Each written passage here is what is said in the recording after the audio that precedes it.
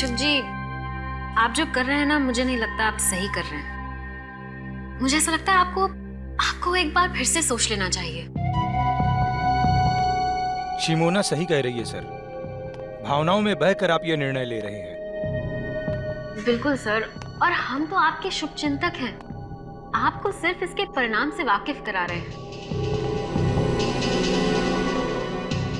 आप जो कर रहे हैं ना, उससे आपकी जान को खतरा हो सकता है। बस प्रणय, मैंने अपना डिसीजन ले लिया है और मेरा डिसीजन किसी भी हालत में बदलने वाला नहीं है।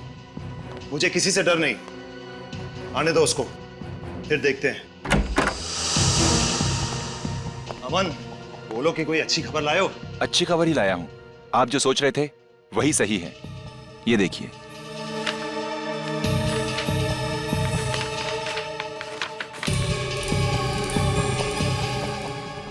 शिमोना, वो कागजात देना। जी। पेन।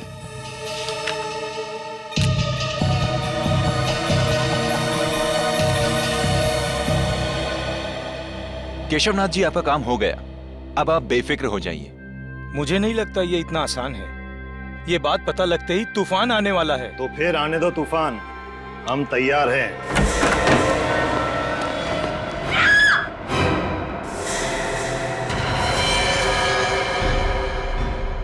तुम्हें चेतावनी दी गई थी मिस्टर केशव, और चेतावनी सिर्फ एक बार दी जाती है। अगली बार तो सिर्फ गोली।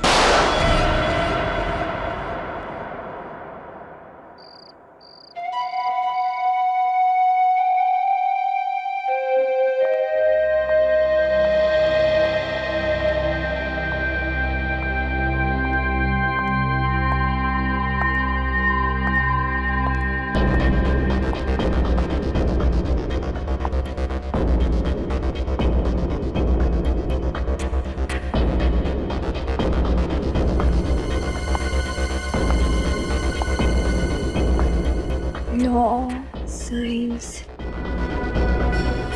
all books, shelf number 2. ये।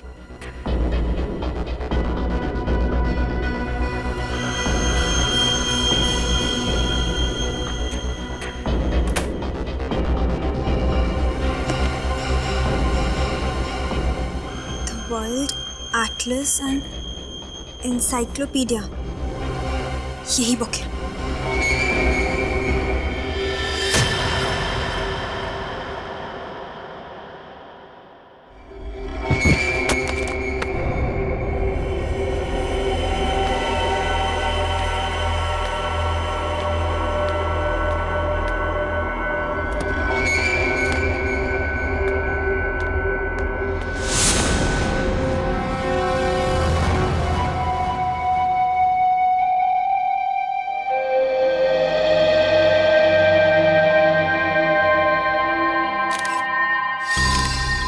गले में छेद है। किसी नुकीली चीज से वार किया गया है और शायद उसी वजह से इसकी मौत हो गई।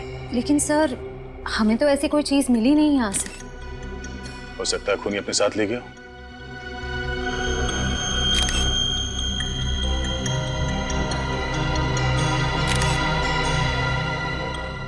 सर, कोई मोबाइल, कोई आईडी कार्ड नहीं है। सर, एक मिनट।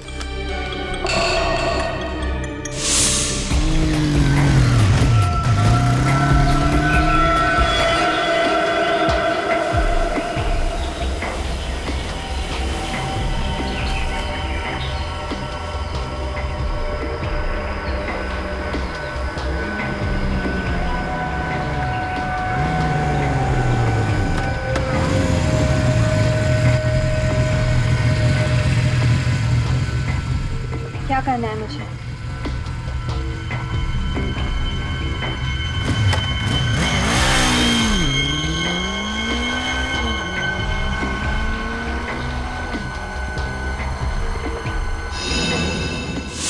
ये चिट्ठी इसकी जेब से मिली है।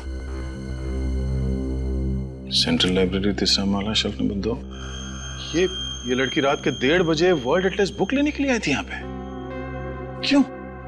हाँ सर, और सर वो किताब यहाँ से गायब भी है। ओह, बड़ी अजीब बात है। रात के 1:30 बजे ये लड़की यहाँ वर्ल्ड एटलस बुक लेने आती है और उसी की मौत हो जाती है, और वो बुक भी यहाँ से गायब है। इसका मतलब है कोई और भी था जो बुक लेने के लिए आया था। उस किताब में ऐसा क्या हो सकता है? सर वो तो एक सिंपल मैप्स की बुक है। बुक भले ही सिंपल हो, लेकिन कोई ना कोई बात तो जरूर है सर। लगता है उस बुक के साथ छेड़छाड़ की गई होगी। सचिन, बाहर जाके पता करो किसी ने इन लोगों को अंदर बाहर आते जाते दिखा है क्या?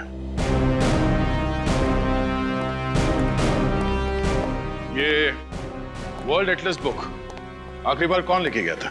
Sir 1 minute.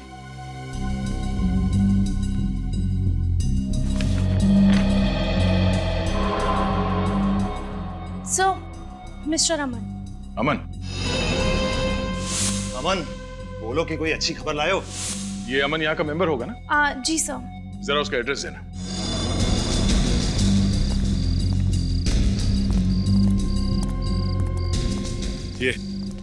ये पीछे का गेट तो हमेशा बंद रहता है। अगर वो लड़की यहाँ से आई है इस तरफ से, वो जो औरत कैंडल बेच रही है उसे पता होगा। लो पूछते हैं। Excuse me. 10 का 1 कैंडल है सर, कितने कैंडल्स दूं? देखिए हम लोग कैंडल लेने नहीं आए, आपसे कुछ पूछना था। आप यहाँ पर कब से हैं? जी मैं शाम से लेकर सुबह तक यहाँ बैठती हूँ, कैंडल बेचती हूँ।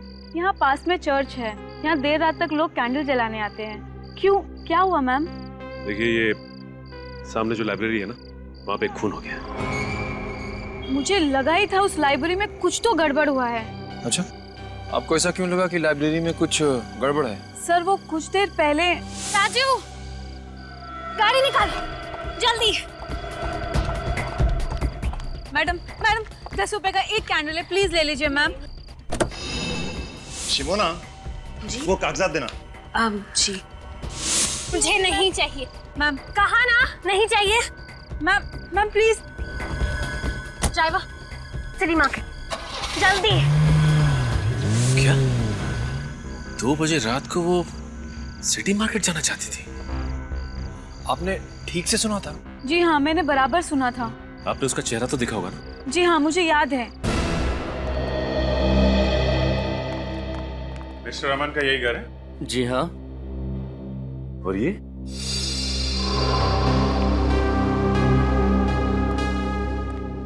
क्या आप यही अमन जी हैं? हाँ सब, इन्हें मैंने हाल में कहीं देखा है। हाँ सर, चेहरा जाना पहचाना लग रहा है, लेकिन याद नहीं आ रहा है कहाँ देखा है सर। जरूर देखा होगा, अमन सर बहुत बड़े वकील हैं। आपने टीवी पर किसी इंटरव्यू में देखा होगा उन्हें। अच्छा, तो आपके साहब बड़े वकील हैं? हाँ। कहाँ गए? ऑफिस? नहीं, आज सुबह वो अपना सामान लेकर के शहर से बाहर चले गए। इस अमन जी ने आखिरी बार लाइब्रेरी से वर्ल्ड एटलस की किताब ली और लाइब्रेरी में वापस कर दी। उसके बाद से गायब है। अमन जी का कमरा कहाँ है?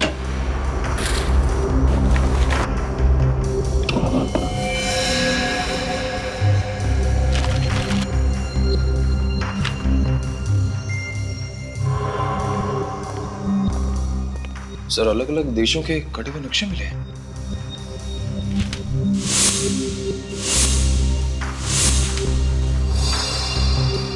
सर ये सारे कटे हुए नक्शे तो सर वो तो एक सिंपल मैप्स की बुक है।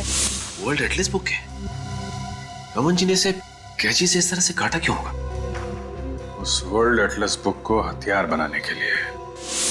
उस बुक में से सारे पन्ने काटे, उसके अंदर कोई नुकीली चीज रखी जो किताब खुलते ही पिस्टन के जरिए तेजी से बाहर निकली और उस लड़की का खून हो गया। सर अमन का फोन बंद आ रहा है। वो तो होना ही था। सर ये देखिए सर, फटे हुए music notes. Music notes? Sir उसने म्यूजिक नोट फाड़ के फेंका क्यों होगा? लेकिन अमन सर को तो संगीत का शौक ही नहीं है। तो ये देखिए, ये वायर और ये स्प्रिंग।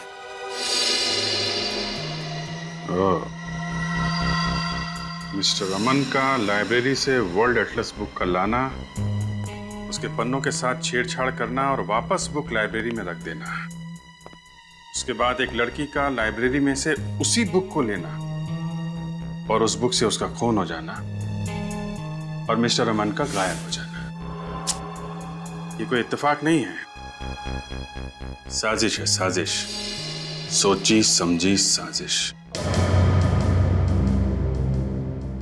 रात के 1:30 बजे एक अनजान औरत सेंट्रल लाइब्रेरी में घुसती है और वहां से एक ऐसी किताब उठाती है जिसके अंदर हथियार छुपा के रखा गया था और शायद कोई संदेशा भी।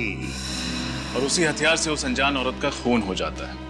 फिर कोई वो किताब चुरा लेता है, वो भी एक अनजान औरत।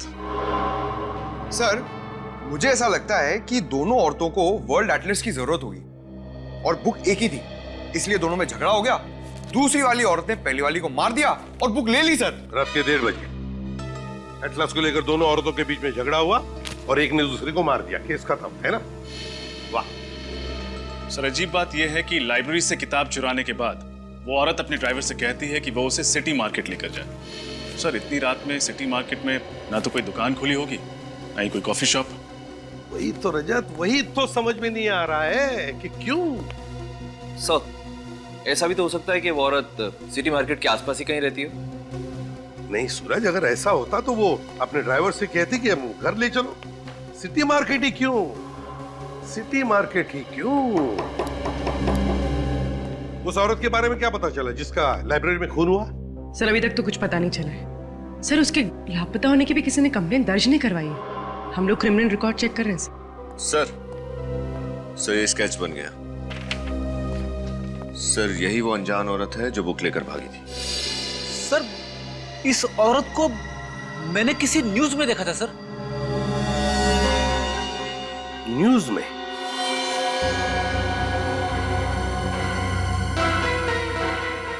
न्यूज में? अब याद आ गया, अब याद आ गया। उद्योगपति केशवनाथ जी के फार्म हाउस में जो आग लगी थी उसकी खबरें सारे अखबारों में छपी थी। उसी में मैंने इन दोनों का फोटो देखा है। सर, ये हादसा तो 2 हफ्ते पहले ही हुआ था। पूर्वी सर, ये अखबार में जिस औरत का फोटो है उसकी शक्ल और ये स्केच वाली औरत की शक्ल कितनी मिलती जुलती है। सर, लेकिन ये तो शिमोना है। मैम, आपने पक्का इसी औरत को देखा था? जी सर, पक्का मैंने इसी को देखा था। सर, अगर शिमोना जिंदा है तो अमन ने पुलिस में झूठी रिपोर्ट क्यों लिखवाई? सर, और शिमोना ने लाइब्रेरी में उस लड़की की हत्या क्यों की? कोई ना कोई राज जरूर था केशवनाथ जी के फार्म हाउस में जो उस आग में जलकर खाक हो गया। सारे चक्कर के पीछे ये अमन ही है, अमन। हाँ सर, इसलिए मिस्टर अमन ने शिमोना जी के लिए वो म्यूजिक नोट्स में वो संदेशा छोड़ा होगा, क्योंकि दोनों खुले में तो आमने सामने आ नहीं सकते थे। अमन और शिमोना, क्या क्या कनेक्शन हो सकता है इन दोनों के बीच में? और फिर ये शिमोना इतनी रात गए सिटी मार्केट किस लिए गई थी? सर, अमन के घर से हमें कुछ फटे हुए कागज मिले जिन पर कुछ म्यूजिकल नोट्स लिखे हुए। सर, इस वर्ल्ड एटलस का म्यूजिकल नोट से क्या कनेक्शन हो सकता है? उस वर्ल्ड एटलस में कुछ तो ऐसा होगा जिसकी वजह से शिमोना सीधे इस मार्केट में आ गई। सर, रात के समय लाइब्रेरी से सिटी मार्केट पहुंचने में लगभग 10-15 मिनट लगते हैं। उस कैनल बेचने वाली औरत ने हमसे कहा था कि उसने शिमोना को 1:45 बजे देखा होगा, तो वो इस मार्केट में 2 बजे तक पहुंच गई होगी। हाँ, लेकिन उस समय तो मार्केट बिल्कुल सुनसान रहा। मुझे नहीं लगता कि किसी ने शिमोना को या उसकी गाड़ी को देखा होगा। फिर भी ट्राई करते हैं, हो सकता है किसी ने कुछ देखा हो। तुम इस तरफ पूछो, मैं उस तरफ के दुकानदारों से पूछता हूँ।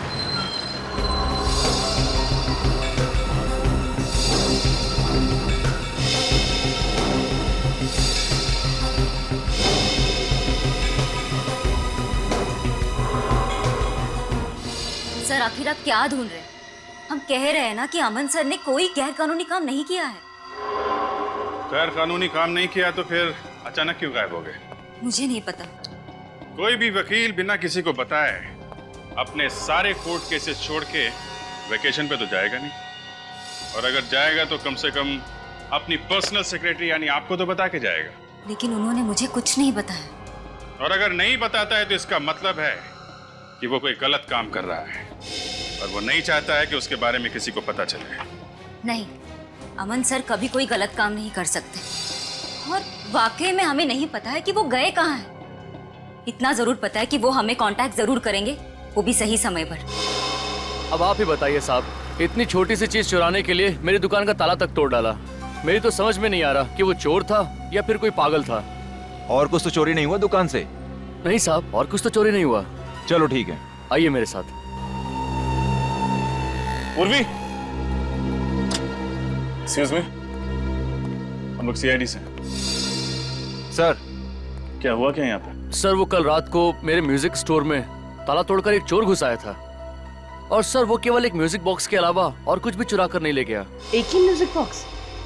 उसके अलावा उसने कुछ भी नहीं चुराया? जी मैडम, वो चोर देर रात को आया होगा जब पूरा मार्केट बंद हो जाता है, चारों ओर सुनसान हो जाता है, तभी तो किसी ने कोई आवाज भी नहीं सुनी। हो सकता है शिमोना ने ही वो म्यूजिक बॉक्स चुराया। अच्छा, ये म्यूजिक बॉक्स आपके पास था कब से? सर कल सुबह ही एक सेल्समैन देकर गया था। कल सुबह? जी मैम, उस सेल्समैन ने बतौर सैंपल वो म्यूजिक बॉक्स मेरे पास रखा था और कहा था कि एक म्यूजिक कंपनी ने एक नया आइटम लॉन्च किया है, वो म्यूजिक बॉक्स में कस्टमर को दिखाकर मैं और 20 के ऑर्डर भी ले लूंगा। और उसने कहा कि वो 2 दिन के बाद आएगा ऑर्डर लेने के लिए, तभी वो सैंपल वाला म्यूजिक बॉक्स लेकर जाएगा। सर उसने वो सैंपल पीस बेचने के लिए मना किया था। अब आप ही बताइए मैं उसको क्या जवाब दूंगा। ये सेल्समैन पहले भी आया था आपकी दुकान पर? जी नहीं सर, वो सेल्समैन हमारे लिए नया था, पहले कभी नहीं देखा। यही था? हाँ सर, यही था वो आदमी। Thank you. मुझे लगता है अमन यहाँ सेल्समैन बनकर आया और उसने इस दुकानदार को वो म्यूजिक बॉक्स बतौर सैंपल दिया ताकि ये दुकानदार उसे बेच ना पाए और शिमोना आकर उसे चुरा ले। सर जरूर उस किताब में कोई कोड या मैसेज होगा जिसमें लिखा होगा कि शिमोना को म्यूजिक बॉक्स इस मार्केट से चुराना है। लेकिन सेंट्रल लाइब्रेरी से सिटी मार्केट से म्यूजिक बॉक्स, ये कोड्स का चक्कर कुछ समझ में नहीं आया।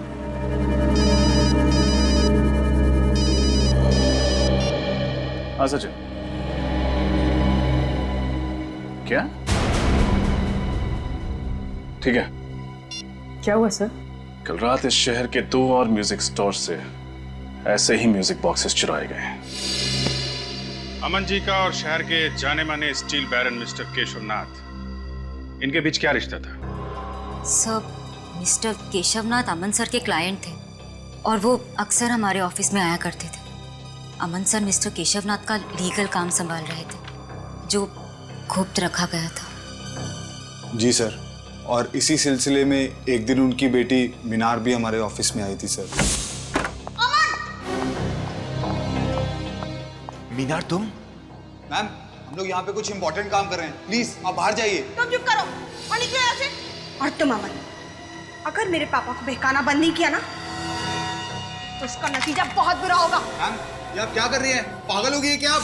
मिस्टर अमर केशवनाथ जी का ऐसा कौन सा गुप्त काम संभाल रहे थे जिसकी वजह से मिसेस मीनार को उन्हें जान से मारने की धमकी देनी पड़ी? सर हमें वाकई में कुछ नहीं पता क्योंकि अमन सर मिस्टर केशवनाथ का काम खुद संभालते थे। हाँ सर, और इस केस के बारे में उन्होंने मुझे भी कुछ नहीं बताया सर। सर। हाँ बेटी। सर केशवनाथ जी के कोई भी लीगल पेपर्स इस ऑफिस में नहीं है, मगर सर ये मिसेस मीनार को अमन पे इतना गुस्सा क्यों आया? और सर ये अमन फार्म हाउस में लगी आग के सिर्फ एक गवाह थे या वो जानते थे कि आग लगने से पहले वहां क्या हुआ था? ये तो केशवनाथ जी के फार्म हाउस पे जाके ही पता चलेगा।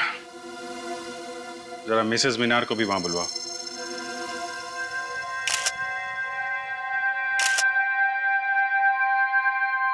आप लोग इस पूछताछ से हमें कब बख्शेंगे?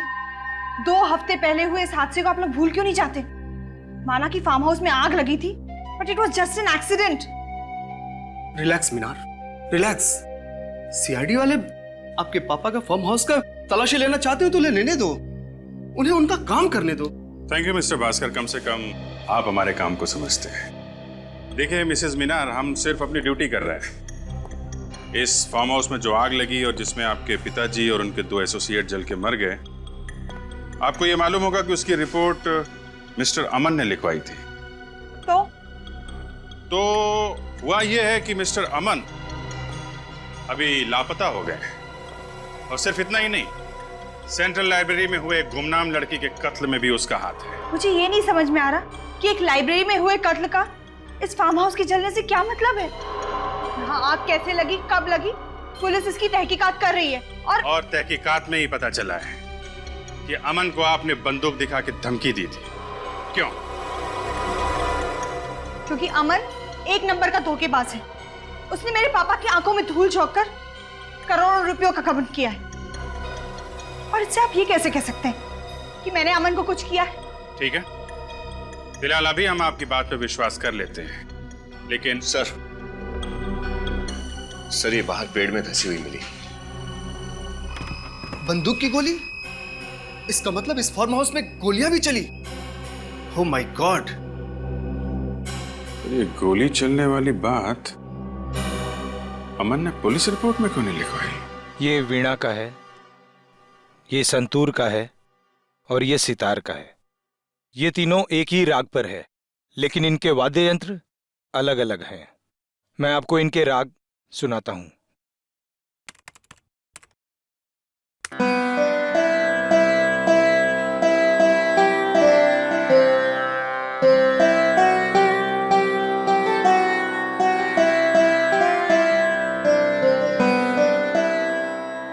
ये वीणा था। अब आप संतूर सुनिए।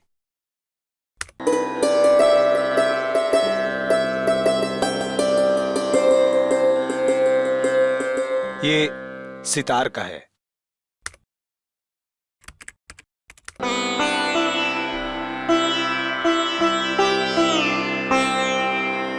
कहीं इन नोट्स में कुछ छुपा हुआ संदेश तो नहीं है, कोई हिडन मैसेज? नहीं नहीं, ये तो शुद्ध संगीत है। अब आपके वक्त और आपकी मदद के लिए शुक्रिया। नमस्कार।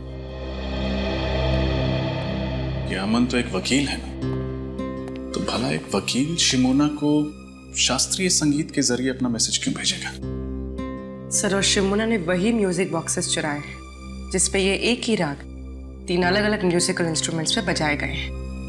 सर, हो सकता है कि इन 3 अलग अलग इंस्ट्रूमेंट से बजाया गया राग किसी व्यक्ति या किसी जगह के बारे में इशारा कर रहा हो। अब बस ये पता करना है कि संगीत के ये सुर किस जगह या फिर किस इंसान से जुड़े हुए हैं। मिसेस मीनार, अब तो आपको यकीन हो गया होगा कि फार्म हाउस में आग लगना कोई हादसा नहीं था। यहाँ पे गोलियां चली थी, गोलियां। सर।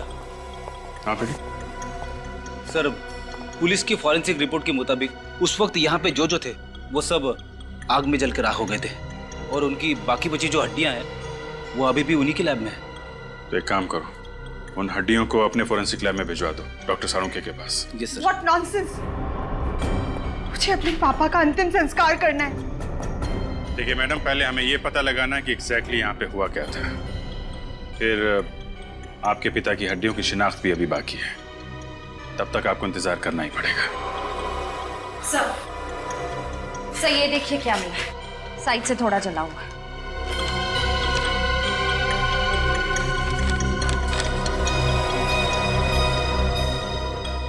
DNA print. हड्डियां तो बुरी तरह जल गई हैं। इनके चेहरे अच्छे से बन पाएंगे? हाँ अभिजीत, इस फेस कंस्ट्रक्शन सॉफ्टवेयर के जरिए आप मौका वारदात पर पाई गई खोपड़ी का फेस कंस्ट्रक्ट करने की कोशिश तो करो।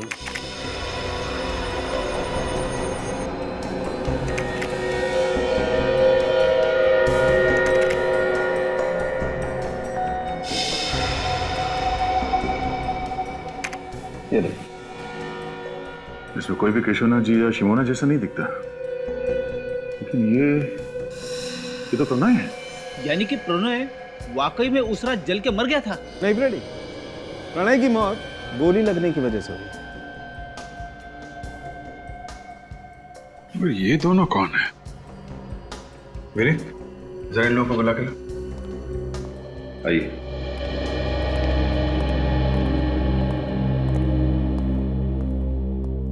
जरा इन दो चेहरों को देखिए, इनको पहचानते हैं आप लोग? कभी ये देखा है? इनमें से हम किसी को नहीं जानते। हमें क्या पता कौन है ये लोग? सर आपका शक सही निकला। घटनास्थल से लाई गई सारी हड्डियों का डीएनए टेस्ट मिल गया। किसी का भी डीएनए मिसेस मीनार के डीएनए से नहीं मिलता। यानी वाकई में केशवनाथ जी जिंदा है? पर मेरे पापा हैं कहाँ? उन्होंने अब तक फोन क्यों नहीं किया? हम लोग जल्दी पता लगा लेंगे, अभी आप लोग जा सकते हैं। अच्छा तारिका, वो फार्म हाउस पे जो डीएनए की रिपोर्ट मिली थी उसका क्या हुआ? ये डीएनए प्रिंट एक 25 से 30 साल की औरत का है जिसका केशव नाथ जी के साथ जेनेटिक लिंक है। और एक बात सर, ये औरत को एक बहुत ही असामान्य बीमारी है, एक्वाजेनिक प्लूराइटिस। ये बीमारी है क्या? यह एक बहुत ही रेयर जेनेटिक डिसऑर्डर है। इसके रोगी को पानी से एलर्जी होती है। जरा सा भी पानी अगर शरीर में कहीं भी लग जाए तो बहुत जबरदस्त एलर्जी होती है, खुजली होती है। बारिश का पानी, पसीना, यहाँ तक कि हवा में अगर जरा सी नमी भी बढ़ जाए तो रिएक्शन होता है। और इस इंसान को इतनी खुजली होती है कि कई बार तो इसकी मौत हो जाती है खुजली की वजह से। तो बहुत भयानक बीमारी है। ऐसे पेशेंट जिंदा कैसे रहते हैं? एंटी एलर्जिक दवा खा करके, ताकि इससे लड़ने की क्षमता बढ़ा सके। ऐसे रोगी को हॉस्पिटल में अल्ट्रावायलेट बी पॉजिटिव फोटोथेरेपी दी जाती है। ये पेशेंट्स पानी पी सकते हैं? पी सकता है, लेकिन सिर्फ mineral water.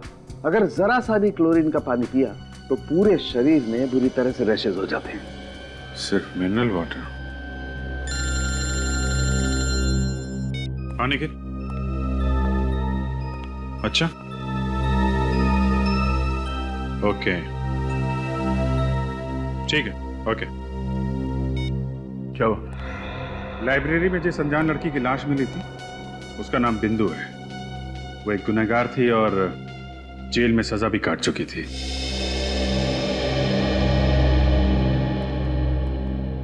CID Mumbai team से आपसे सुबह फोन पे बात हुई थी। यस सर, बैठिए ना। जी नहीं, इट्स ओके।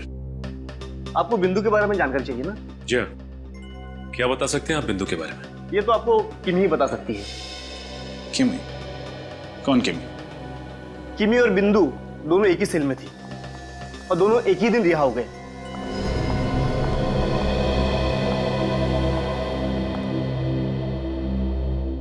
किमी देखो, हम तुम्हें डराने या धमकाने नहीं आए हैं। हम बस ये जानने आए हैं कि तुम बिंदु के बारे में क्या जानती हो। वो बिंदु क्या? बिंदु ने मेरे को पैसे का लालच दिया था और बोला था किसी काम में उसका साथ देने को। कैसा काम? वो तो सर उसने नहीं बताया। किसने सौंपा था काम? सब ये भी नहीं बताया उसने। बोला था टॉप सीक्रेट है। और साहब मैंने पूछा भी नहीं, अपने को तो सिर्फ पैसों से मतलब था साहब, इसलिए नहीं पूछा। कहाँ गई थी तुम उसके साथ? Central library, Mumbai. Central library? इसका मतलब बिंदु पहले भी गई थी लाइब्रेरी? हाँ सर। क्यों गए थे तुम दोनों वहां? सर बिंदु और मैं सॉफ्टवेयर इंजीनियर बनकर गए थे उस लाइब्रेरी में। बिंदु को कुछ कंप्यूटर से जानकारी चाहिए थी और मैं बाहर निगरानी कर रही थी कि अगर कोई आसपास दिखाई दे तो तुरंत इत्तला कर दूं बिंदु को। पर वो जानकारी जो उसे चाहिए थी उसे मिली? नहीं सर। सर, लाइब्रेरी के कंप्यूटर से ऐसी क्या जानकारी हासिल करना चाहती थी बिंदु? पता नहीं, लेकिन ये पक्का है कि फार्म हाउस पे किए गए खून का राज जरूर उस लाइब्रेरी में छुपा है। मुझे प्रणय को वहां जाने ही नहीं देना चाहिए था। केशवनाथ जी की प्रॉब्लम में उसको पढ़ने की क्या जरूरत थी? किस प्रॉब्लम की बात कर रही हैं? प्रणय और शिमोना केशवनाथ जी के बिजनेस एसोसिएट थे। केशवनाथ जी को अपनी बेटी मीनार पर बिल्कुल भरोसा नहीं था, इसलिए वो चाहते थे कि अपनी जायदाद को किसी ट्रस्ट में रख दे। प्रणय और शिमोना उन्हें मनाने की बहुत कोशिश कर रहे थे कि अपनी बेटी के साथ ऐसा ना करें। और मीनार को केशवनाथ जी के इस फैसले के बारे में मालूम था क्या? जी, ये तो मैं नहीं जानती, लेकिन फार्म हाउस में आग लगने के एक हफ्ते पहले प्रणय ने मुझसे कहा था कि केशव नाथ जी ने अपनी जायदाद को ट्रस्ट में देने का फैसला बदल दिया है। और उसकी वजह? क्योंकि उन्हें कोई और वारिस मिल गया था। नया वारिस? हाँ, केशव नाथ जी को वसीयत बनाने से पहले उसके बारे में कुछ कंफर्म करना था। ये डीएनए प्रिंट एक 25 से 30 साल की औरत का है जिसका केशव नाथ जी के साथ जेनेटिक लिंक है। इसका मतलब वो डीएनए प्रिंट उस दूसरी लड़की का था जिसे केशवनाथ जी अपनी जायदाद का वारिस बनाना चाहते थे। क्या प्रणव जी ने उस नए वारिस का नाम बताया था आपको? यही पता करने के लिए तो वो फार्म हाउस गए थे उस दिन, लेकिन फिर वापस ही नहीं आए। मतलब ये सारा केस केशवनाथ जी की जायदाद से जुड़ा हुआ है, जो अपनी बेटी को नहीं बल्कि किसी और रिश्तेदार को देना चाहता है। और वो डीएनए प्रिंट जो केशवनाथ जी के जले हुए फार्म हाउस से मिले वो उसी रिश्तेदार के होंगे। किसी के डीएनए प्रिंट मिलने से ये कैसे साबित होगा कि वो केशवनाथ जी के रिश्तेदार के हैं? सूरज, इंसान दो ही वजह से डीएनए टेस्ट करवाता है, या तो उसे रिश्ता साबित करना होता है या फिर बीमारी के बारे में, जेनेटिक बीमारी के बारे में पता करना होता है। लगता तो यही है कि केशवनाथ जी ने डीएनए टेस्ट के जरिए रिश्तेदारों की पहचान करने की कोशिश की है। हमें ये कैसे पता चलेगा कि वो डीएनए प्रिंट किस रिश्तेदार का है? किमी बता रही थी कि बिंदु और वो जब जेल से छूटी तो दोनों सेंट्रल लाइब्रेरी में गई थी उस कंप्यूटर से कुछ इंफॉर्मेशन निकालने के लिए। सर, इसका मतलब वो 25-30 साल की लड़की जिसे डीएनए रिपोर्ट के मुताबिक पानी की एलर्जी है, वो इसी लाइब्रेरी में काम करती है? एग्जैक्टली। मतलब सर, हमें ना सिर्फ केशवनाथ जी, अमन और शिमोना को खोजना है, बल्कि लाइब्रेरी में काम करने वाले उस गुमनाम वारिस का भी पता लगाना है। ये केशवनाथ जी, अमन और शिमोना को ढूंढेंगे कैसे? रेडी, भले उन तीनों के मोबाइल फोन बंद हो, भले उनके बैंक अकाउंट में कोई लेन देन ना हो, लेकिन हर चीज के लिए पैसा तो लगता ही है। कोई ना कोई तो उन्हें पैसे भेजता ही होगा। बस उन्हें ढूंढ लेंगे। लेकिन कौन सर? केशवनाथ जी और शिमोना के जान पहचान वालों के मुताबिक वो दोनों मर चुके हैं। दया, ये अमन तो जिंदा है, और फिर अभिजीत ने तो कहा ही था ना कि अमन की सेक्रेटरी विनीता काफी वफादार है। सर, उन 3 म्यूजिक बॉक्सेस का क्या राज है? वो अमन ने शिमोना के लिए 3 अलग-अलग दुकानों में क्यों रखे थे? अमन को पता था कि कोई उसका पीछा कर रहा है, इसीलिए वो तीनों म्यूजिक बॉक्सेस में शिमोना के लिए संदेश भेजता था। दया, लेकिन पता लगाना पड़ेगा इस केशवनाथ जी का म्यूजिक से क्या संबंध है। और एक काम, इस अमन की सेक्रेटरी विनीता पर नजर रखो, विनीता पर नजर रखो।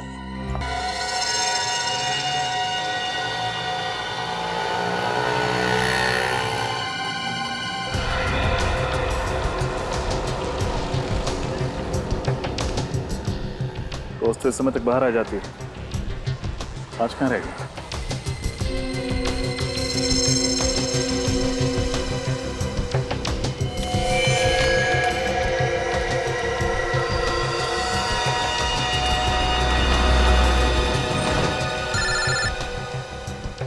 सर, ये पैदल ही आई है, शायद ऑटो का वेट करे। अच्छा,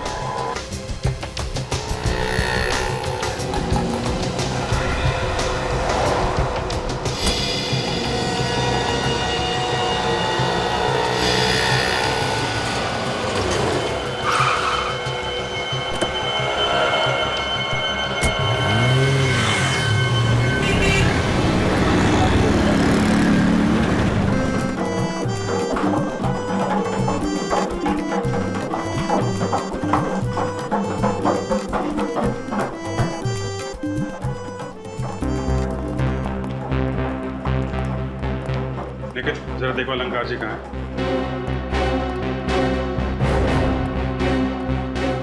अरे भाई, वो संतूर का क्या हुआ? अलंकार जी। जी अलंकार जी, हम सीआईडी से हैं और आपसे कुछ पूछताछ करना चाहते हैं। जी पूछिए। इस म्यूजिकल स्कूल को बनाने वाले केशवनाथ जी के फार्म हाउस में जिस दिन आग लगी, उस दिन वो आपसे 2 बार मिलने आए थे, क्या ये सच है? जी हाँ, ये बात सच है। शिमोना यहाँ 3 म्यूजिकल बॉक्सेस लेकर आई थी। कहाँ है वो बॉक्सेस? अब उस लड़की का नाम शिमोना है या नहीं मुझे पता नहीं, मैंने तो कभी पहले उसे देखा तक भी नहीं। वो यहाँ बॉक्स लेकर आई थी या नहीं? एक लड़की आई तो थी। केशवनाथ जी और अमन के कहने के मुताबिक मैंने वो बॉक्सेस लेके चेक करके अपने पास रख ली।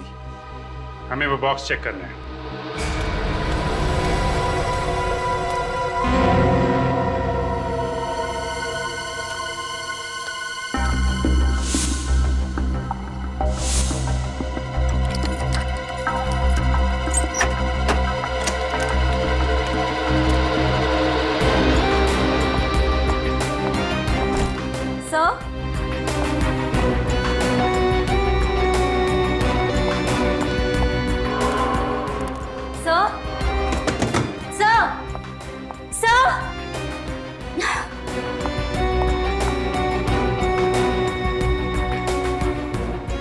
चले गए सब के सब?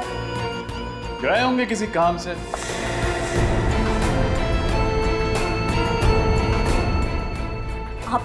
आप लोग यहाँ? जी हाँ, हम लोग यहाँ क्योंकि हमारा तो काम ही है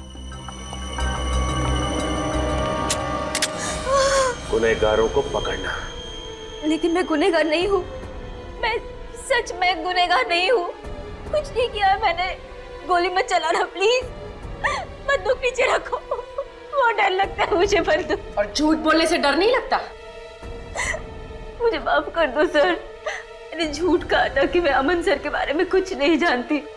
मैं तो सिर्फ उनके ऑर्डर्स को फॉलो कर रही थी। अमन सर, मिस्टर केशवनाथ और शिमोना मैडम यही छुपे हुए थे। इसका मतलब ये तीनों इस षड्यंत्र में मिले हुए थे। तुम्हारे पास अमन और शिमोना का नंबर होगा? हाँ सर। फोन लगाओ, पूछो कहाँ है।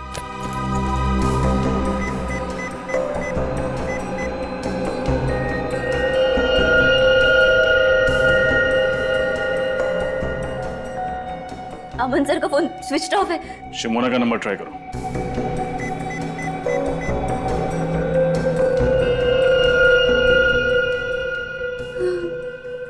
उनका फोन भी बंद है।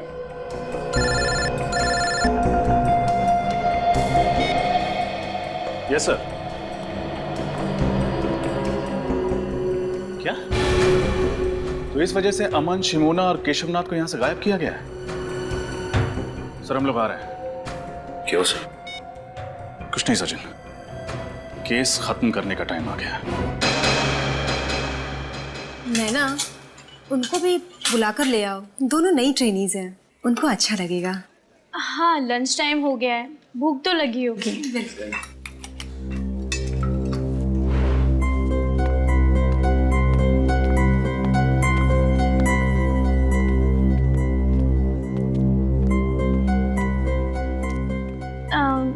Excuse me.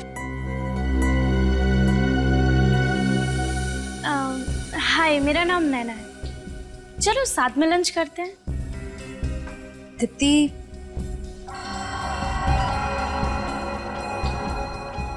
लंच के लिए बुला रहे हैं। ठीक है पूजा। ठीक है, हम आते हैं। ओके।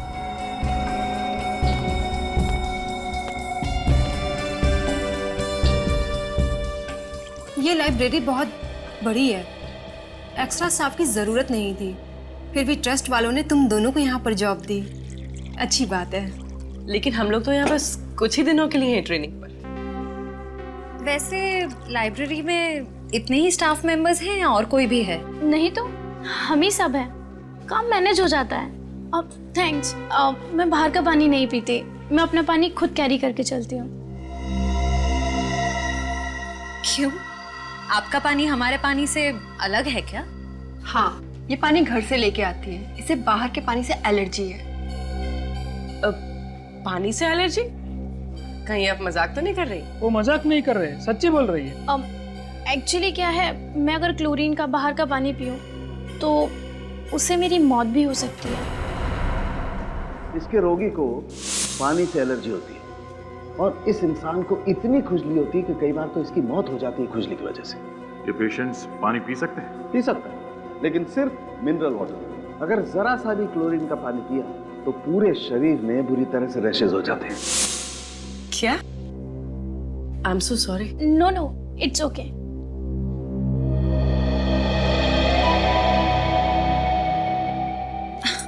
अरे मैं तो भूल ही गई। एवरीबडी एक्सक्यूज मी, मैं अभी आई।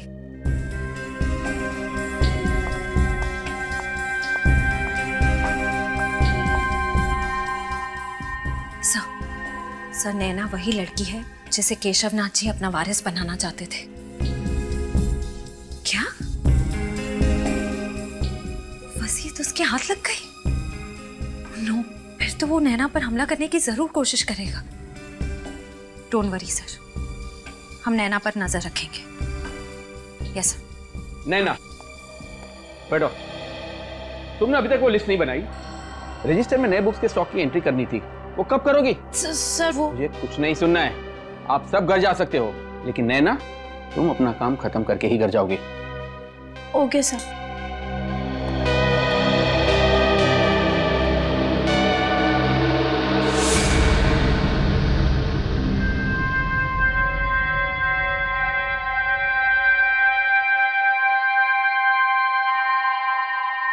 उफ, 11:30 बज गए। ये भी कोई तरीका है काम करवाने का?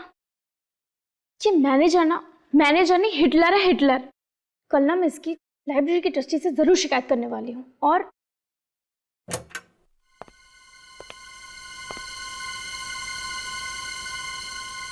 कौन है?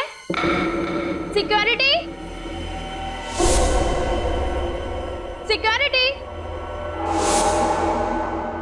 कौन है? कौन है? कौन है वहां?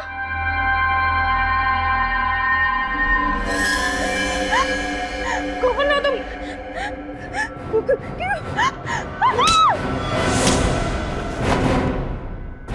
ओ, तुम?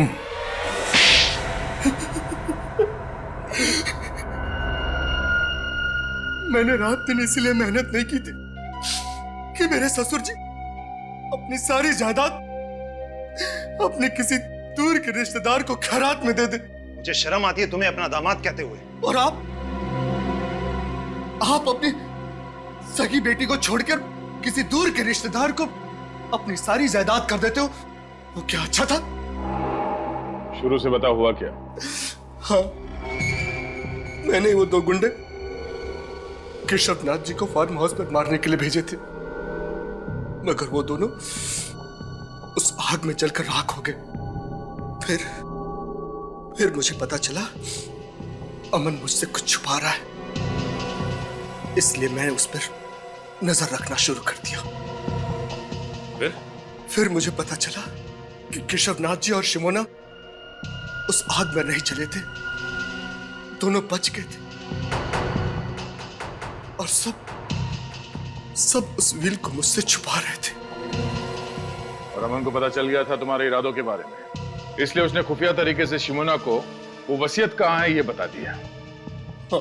और इसी चक्कर में वो बिंदु मारी गई, जिसे तुमने यहाँ सिर्फ इसलिए भेजा था कि वो ये पता लगाए कि वो रिश्तेदार है कौन जो यहाँ काम करती है ना? हाँ। केशवनाथ जी के फार्म हाउस में आग किसने लगाई? वो आग मैंने लगाई थी सर, ताकि लोगों को लगे कि केशवनाथ जी और शिमोना और प्रणय उस आग में तीनों जलकर मर गए। अब तुम सारी जिंदगी जेल के सलाखों के पीछे अपने गुनाहों की गिनती करते रहना।